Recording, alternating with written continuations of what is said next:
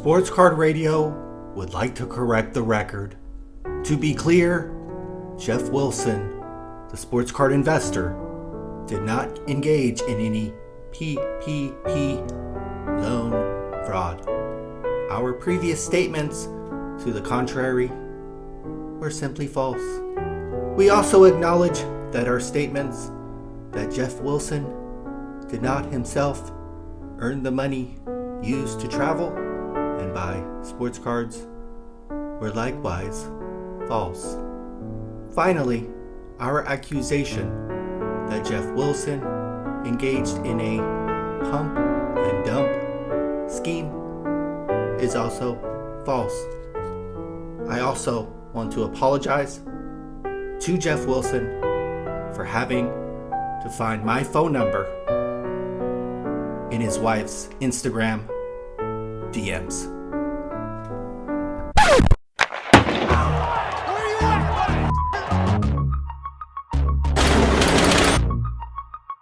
Hey, I'm here to kill or be killed.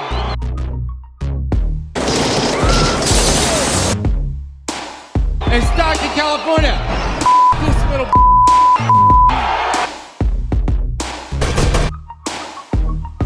coming. With or without you.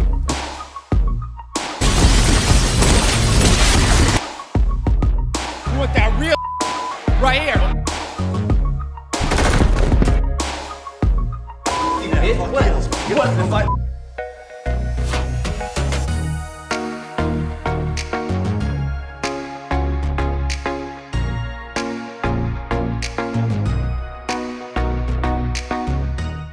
Geoff Wilson and his team of lawyers are out with a 35-page document that outlines several demands and actions that need to be taken by Sports Card Radio. You can read the entire letter in the video description and see the other influencers that were called out in the document.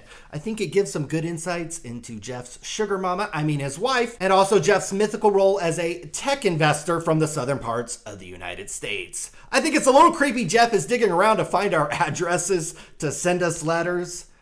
But that's the hobby world we live in, guys. That's not content. People like Ken Golden, Geoff Wilson, and many others will use scare tactics and bullying to try to silence any dissenting opinion about them. It's a trick as old as time. If you question their role in the sports card world or bruise their massive ego, Jack-offs at Sports Card Radio is one. they'll try and silence you with legal letters and demands that to us are about the equivalent of a prince in Nigeria asking for our bank account information. I have a 9-figure bank account. For 99.9999% of the hobby, these scare tactics do actually work. It's why you see such soft coverage on many of the hobby elite. Many in the hobby look up to people like Ken Golden and Geoff Wilson and aspire to be like them.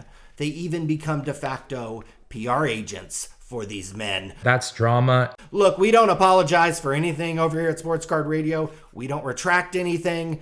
Geoff is more than capable of going on his own channel, which I believe has 10 times the subscriber reach as ours, and talking about his own business and his own success. This is my friggin' house, okay? Geoff is a public figure who took government money, some of which belongs to me. So when we talk about Geoff and his PPP loans or his double-dipped PPP loan, this isn't his money we're talking about. That is our money we are talking about. Other influencers were mentioned and even criticized in Geoff Wilson's letter to us. MTG Lion and his video about Geoff Wilson were dissected and criticized. Instagram stories from BK Sports Cards, Dan the Card Man, Hobby Shark, and the Goat Father were also shown. So to summarize, Geoff Wilson took over $2 million of government money during a time he was buying expensive sports cards and going on lavish vacations. We at Sports Card Radio had the audacity to question maybe something weird was going on, and he threatens legal action.